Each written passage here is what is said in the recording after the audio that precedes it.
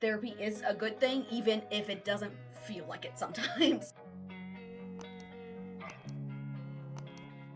Bree here. So, I've had a tough week. I really wanted to film some really fun videos for you this week, but I want to be honest with you that I've been struggling. I had therapy this week, and we are delving into some tough stuff right now. And it sucks. It really, really, really sucks. But I know it will be good in the long run. It's just right now, with a whole bunch of stuff that was just dredged up in my session this week, it's really messed with me. And so I kind of wanted to take this video to focus on my therapy journey and why I think that therapy is a good thing, even if it doesn't feel like it sometimes. So I first went to therapy in college, and it was just the free, well, at least our college, I don't know if all colleges have this, on-site therapist that is free for attendees of the college. So I did that. My sophomore year of college was when I first started going. And I had a guy who, he was one of the, apprentice is not the right word. What's the other word? Intern? He was not the main therapist there. He was one of the underlings, you know. And it was basically just a lot of talking about my feelings, you know, that generic kind of stuff. Gave me homework to like write down every negative thought I had, and a bunch of stuff that it did kind of help me being able to talk through things. But I think it was a lot of treating the symptoms and not the root causes, if that makes sense. I don't think he was skilled enough to really get down to what was really bothering me, and instead was just like, oh, you're feeling sad, let's mitigate this. So then skip to the next semester was a really tough time for me. I went to the main therapist there, and she was a lot more helpful. I actually really have a lot of respect for her, because she was technically supposed to, if someone came to her and said that they were having thoughts of unaliving themselves, she was supposed to report it to the deans, who would encourage the person to drop out of college, because they didn't want the liability. I don't know if that's the case at every college again, but it was the case at mine. But instead what she did, she was like, you know, you came to me, you're seeking help, so I'm going to help you, and we're not going to report this. You're going to go home for a week. I'm not letting you go alone. Your mom's going to come and pick you up. You're going to go home for a week. You're going to recharge. You're going to come back, and if you agree to, as soon as you come back, go to the nurse, report in, and then come see me every single week, I will not report this. And because I believe that you honestly want to get through this. And like I said, so much respect for her, for the way she handled that, and she was really great. So I saw her for a semester, and that got me out of, like, that was the height of my depression, that semester, and she really helped me through that. And I don't think I would have been able to get through it without her. I wish I remembered more details, but honestly, that whole semester is a really big blur for me. So I wish I could say like some of the actual tools she used that really helped me, but I don't remember that semester, which is weird for me having that blank spot in my memory. But I know she helped me through it. Then a couple years ago, I really started struggling again, and my husband encouraged me to reach out and try to find a therapist again. And so I went online to, what was the website? Psychology Today. And it has a great tool for finding therapists in your area. This is not sponsored at all. I have had bad luck and good luck on here. It's just like a inventory of all the therapists. You're able to filter by like what issues you want to address, your insurance, the gender of the therapist, which was really important to me. I specifically wanted a female therapist because I just don't feel as comfortable opening up to men. Because of a lot of the things in my past. Like the types of therapy they do, I really wanted someone who did EMDR, which is really good at trauma processing, so that was important to me. And also like faith, I really wanted a Christian therapist, sexuality, ethnicity, like you can filter by so many different things, and I think it's a really great resource. So the first therapist I found on there was online therapist. She was located in my hometown, but she only did virtual, which I really liked because I'm like, oh, that's so much more convenience. But she was not good. This was like she was a nice lady, but okay, I don't know if you know much about what EMDR is. But it basically, I'm not going to explain this well at all, but it like engages both sides of your brain, alternating, to kind of like take you back and process trauma. Terrible explanation. But, it basically, you need to stimulate both sides of your brain, one right after the other.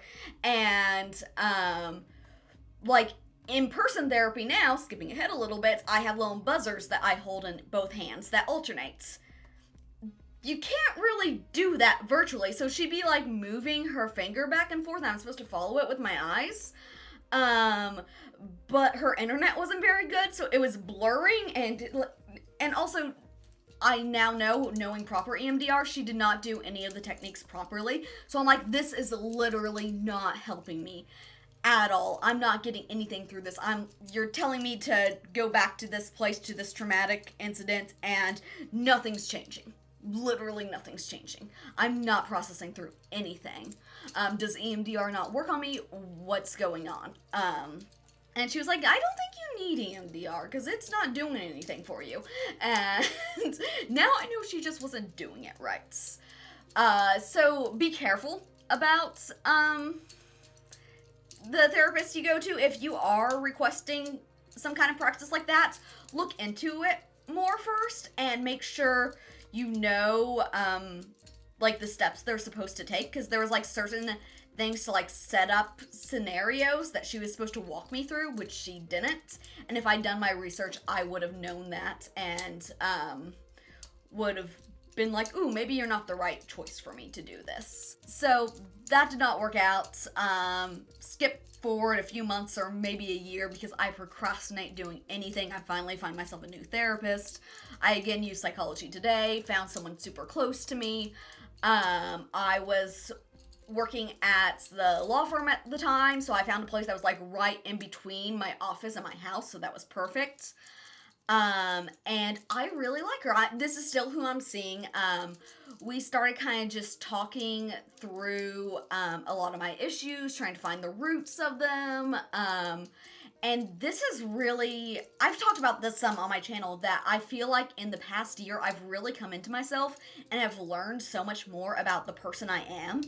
And a lot of that is because of my therapy with Alicia. Like, I feel like it's helped me to learn who I am, and now, she would be asking me, like, okay, so what exactly triggered this anxiety attack? And I'm like, I don't know, I was just overwhelmed. And so now I'm able to realize, ooh, this was caused by being overstimulated. It wasn't necessarily anxiety, it just caused anxiety. And just so many things make so much more sense. And so after getting through all of that preliminary stuff and just working through the dredges, is that the right word? I don't know. Dredges of my mental health. Once I started functioning a little better, we had COVID hit in the middle of this. So also like processing through all of that. Processing through figuring out I needed to quit my job, and there's a whole lot of stuff that came up. But eventually, I learned who I was. I felt really good about the steps I take in my mental health. I was not having nearly as many panic attacks. When I did have anxiety, I knew how to manage it. She gave me the tools to use. I wasn't having as many depressive episodes because I realized that it was really more of an autistic burnout type thing. And so now I know that I just need to take time for myself. And that's not depression, that's not laziness. So once all of that groundwork was laid, we could start getting into EMDR and processing my trauma.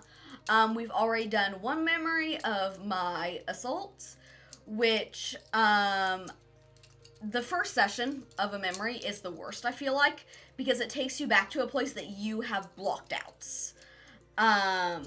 So the first time is always the worst. I remember after the first session of that processing, I came home and I was like I was this week. I could hardly do anything. I felt terrible. And so I was like really scared when I went back to my second processing. I was like, is this going to be what it's like after every therapy session right now? But it wasn't. After the second session, I was able to process a little bit more. I'd gotten a little more used to revisiting this part of my life. So it wasn't as bad. And it took a few sessions to process through it. And for a while, I'm like, nothing's gonna make this right, obviously. How am I ever going to get through this? Like, how can you process something terrible like that and suddenly be okay with it? I mean, you're never going to be okay with it, but how does it stop hurting you so much? Like, how? I did not understand that at the time going through it, and even on the other side, I still don't quite understand it. I just realized one day, it came up in conversation. And as I was about to, bring it up because the conversation went there, I stopped and I'm like, I did what I normally do of, ooh, do I want to bring this up because this is going to unleash a can of worms for my mental health to even talk about this and think about this? So do I want to just block this out and not take the conversation here, even though it's relevant? And then I was like, wait, I'm thinking about it right now. And I'm fine. It's not bringing up a whole can of worms. It's not bringing up anything. I'm able to look at it objectively like, oh yeah, this is a really crappy thing that happened to me in my past. And I lived through it. And I'm not going to let what he did to me continue to affect my life today. And that sounds way easier than it is. It was a journey, it was a process, and I'm not going to say I'm not still living with some of the repercussions of all of that, but it's not like looking into the sun every time I bring up the memory of it. It's manageable. So we finished processing that memory. And now we've moved on to my OG trauma. Which just had the first session of it. Oh boy, I did not expect how much this one would hurt, because it didn't seem as bad, because it wasn't assault, it was just... It's basically just dealing with Jeff, my biological father, and everything tied with him. And it's like, well, surely that's not going to be as difficult to process as an assault, right? It is so much worse. This was the first time I broke down crying in therapy. But I was absolutely sobbing.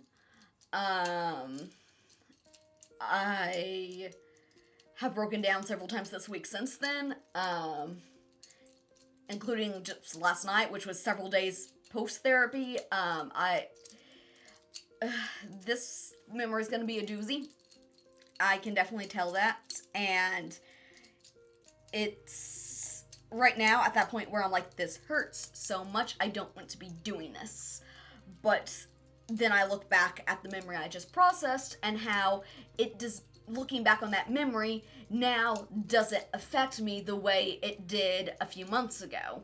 So I'm like, this is going to be worth it. It's just getting through it. And it's really hard. And I just want to encourage any of you who are going through something hard, who have some kind of trauma in your past that you don't want to face, by shoving it down, shoving it away, and not facing it, you are letting it have power over you. The best thing you can do for yourself is to face it head on and defeat it. And that's what I'm doing right now. And I recognize that being able to go see a therapist is not something that everyone's able to do, because it does cost money and not all insurance covers it. But I know there are options out there, so I would encourage you to look for an option that will work for you. I mean, I don't like spending the extra money every month to go to therapy, but we need to prioritize ourselves and our mental well-being. So it's just something I would encourage you to do. Thanks for watching this video. Please leave a like, and remember, you are ineffable.